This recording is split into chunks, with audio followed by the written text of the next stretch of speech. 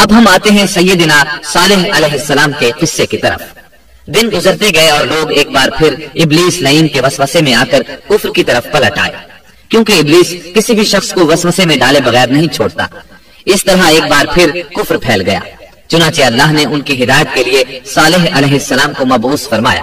یہ سمود کے پوتوں میں سے ایک عربی نبی تھے۔ ان کا نسب نامہ اس طرح ہے: صالح بن عبید بن سیاف بن ماشق بن عبید بن حاضر بن سمود بن ارم بن سام بن نوح علیہ السلام۔ گویا صالح علیہ السلام کا تعلق قوم سمود سے تھا، اور یہ قوم قوم عاد کی نسل سے تھی۔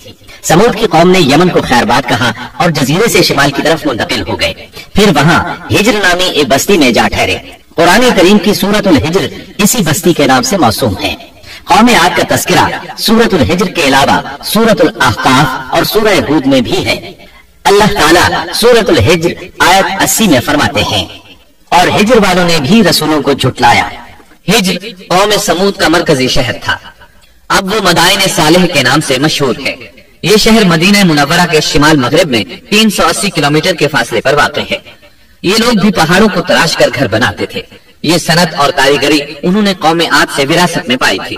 اللہ تعالیٰ سورۃ الفجر آیت 9 میں فرماتے ہیں: اور قوم سمود کے ساتھ کیا کیا جنہوں نے وادی میں بڑے بڑے پتھر تراشے تھے۔ قرآن مجید میں اللہ تعالیٰ ایک مقام پر فرماتے ہیں: اور ہم نے قوم عاد اور سمود کو غارت کیا جن کے بعض مکانات آپ کے سامنے ظاہر ہیں۔ ان کے مکانات ان کی تباہی سے لے کر اب تک موجود ہیں۔ شام کے راستے میں خیبر، تیماء سے تبوک تک قوم سمود کے آثار پائے جاتے ہیں۔ یہ لوگ کس طرح پتھر تراش تراش کر گھر بناتے تھے، اللہ تعالیٰ نے سورۃ الاعراف آیت 74 میں اس کا ذکر کیا ہے۔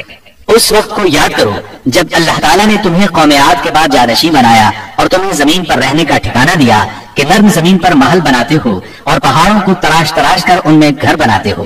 سو اللہ کی نعمتوں کو یاد کرو اور زمین میں فساد مت پھیلاؤ۔ یہ آیت ان کی طاقت، جسم کی صلاحیت اور ماہر فن ہونے پر دلیل ہے۔ پہاڑوں کو تراشنا دراصل قوم عاد کی عادت تھی۔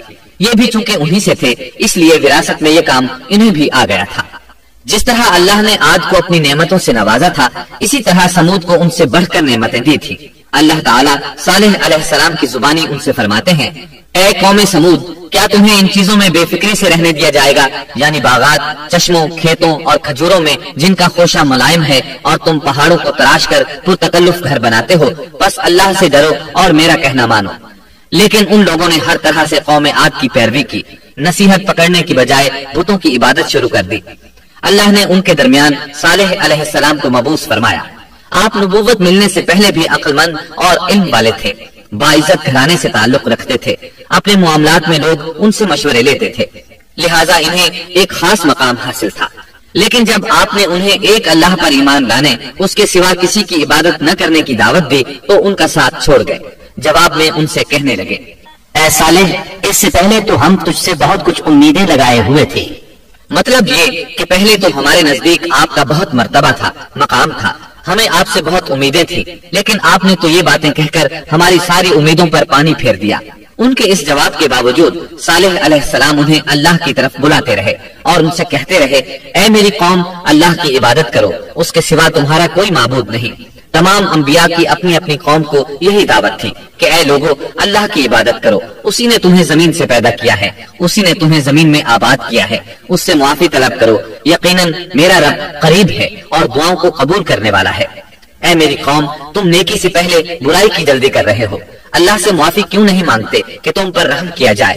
اللہ سے ڈرو، میری اطاعت کرو، حد سے گزر جانے والے بے باک لوگوں کی اطاعت سے باز آؤ، وہ ملک میں فساد پھیلا رہے ہیں اور